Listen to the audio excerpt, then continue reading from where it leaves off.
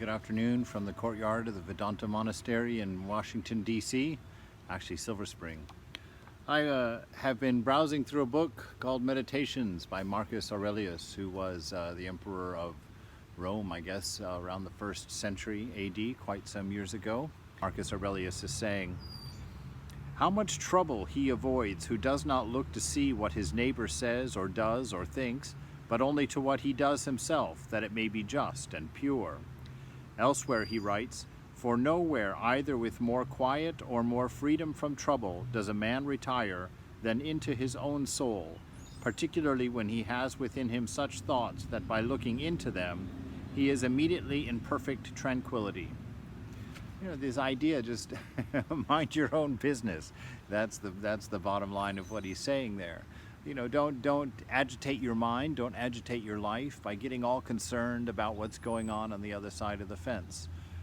You know, don't get overly involved in things that are outside of your purveyance. We've talked about that before. The great quote that my friend Kantaswamy told me back in, the early 2000s. What does a farmhand have to do with boundary disputes? But the passage I really wanted to look at here was verse 5, he calls it, in book 2 of his Meditations. "Every moment think steadily as a Roman and a man to do what you have in hand with perfect and simple dignity and feeling of affection and freedom and justice, and to give yourself relief from all other thoughts."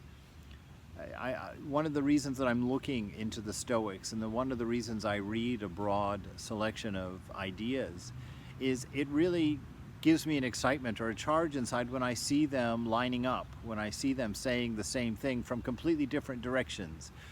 Give it a feeling of affection and freedom. You know, that echoes of Brother Lawrence in the way that he said, each moment that you do anything in the presence of the divine, nurture that sense of affection, that sense of love in the moment, that sense of pleasantness in the moment, in what you're doing. Put a fond attention on it, since you're in the presence, for Brother Lawrence, in the presence of the divine. Here in Marcus Aurelius, just because you're in your own presence, this is the way to have a great life. This is a way to live well. And to give yourself relief from all other thoughts. So be one-pointed, be single-minded about what you're doing. You know, Swami Vivekananda says, if you learn how to do that, if you learn to concentrate the mind, he said this whole universe will serve you. He says that you will be very happy if you live this way. You will give yourself relief if you do every act of your life as if it were your last, laying aside all carelessness, all passionate aversion from the commands of reason, from hypocrisy, self-love, and discontent with the portion that has been given to you. And I like these things that he tells you to avoid. You know, carelessness.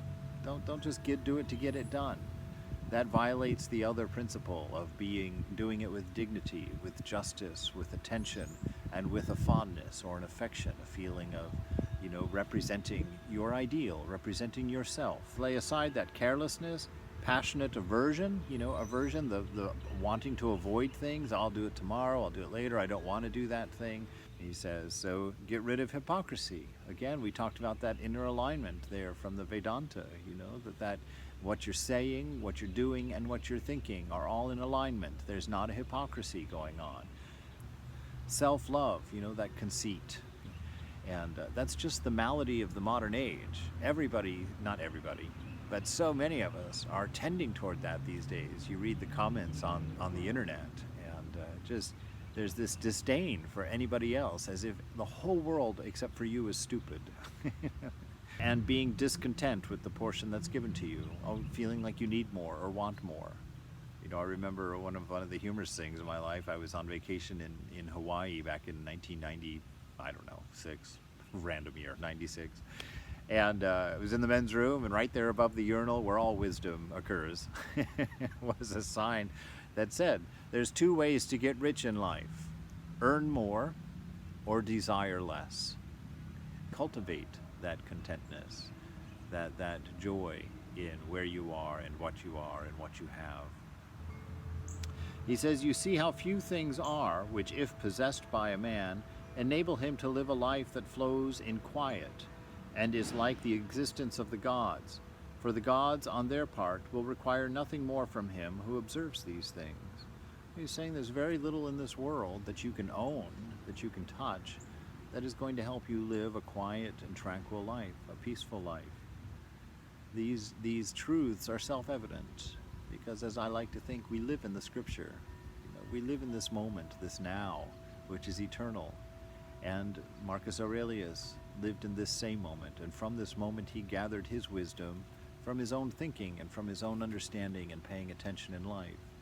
And all of our teachers in the Vedanta are telling us the same thing. Become aware. Pay attention to your life. Live in the moment. Open to it. All the answers are here. Get rid of the selfishness and the projections and the attachments and the aversions and the attractions, and just be, and things are self-evident. Things are self-evident. So from the works of a Stoic 2,000 years ago, in this eternal moment, we're sharing his thoughts again and mirroring them in the teachings of Jesus and of Buddha and of Ramakrishna and certainly Vivekananda and Holy Mother. Be present. Be content. Be peaceful. And find your fulfillment within.